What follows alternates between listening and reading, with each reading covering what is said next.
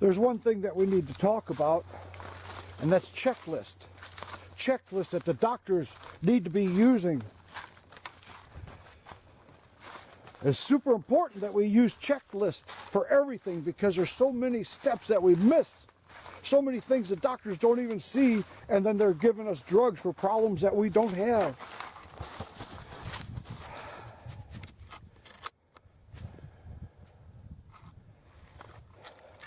So let's go over a checklist just a little bit and talk about the checklist. Because I was in the Navy and I worked on a system called the TACAN system, the ARN-52 TACAN. It's a Tactical Air Navigation. That's what it stood for. And we were working 3 shifts, 7 days a week, and we couldn't get this equipment to keep running. It kept failing. The failure rate was super high. We had a failure rate of every 15 hours it would fail. So I was a lead technician, and a guy that was retiring his very last day in the Navy, he said, you know why you're working 3 shifts? I said, yeah, these things never work. He said, yeah, but that's not it. He says, the real reason that you're working 3 shifts is because you're not doing the alignment procedure properly. I said, heck, here it is in the book. He said, you have to use a checklist. So we made checklists.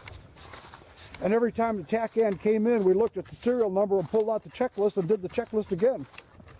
We found out that the intermediate amplifiers have not been calibrated ever. We didn't have the equipment to do it.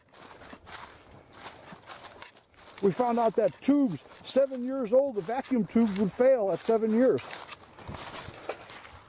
We took that TACAN up to a 300-hour reliability in 6 months.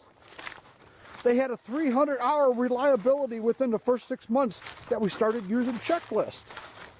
That's what we did in the Navy and in aviation. Everything was checklists. And checklists are the most important thing because that's the only way you can have safety. And aviation is the safest industry in the world.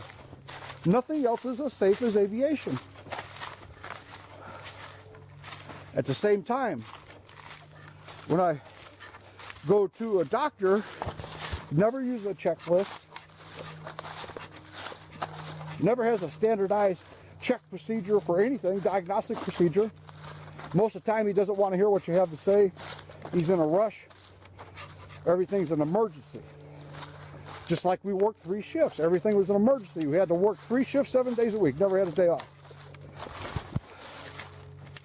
So the doctors are doing the same mistake, and you're paying for it, and they're making money.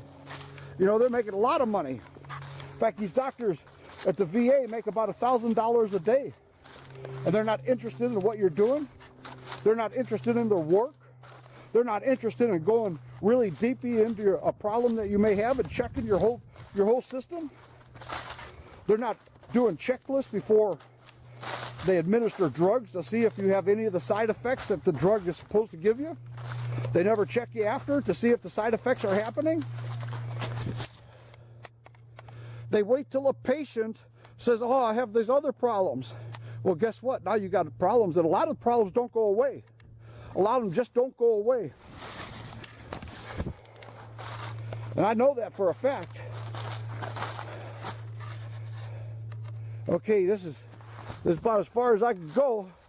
My hips are starting to hurt pretty much, so I'm going to start walking back.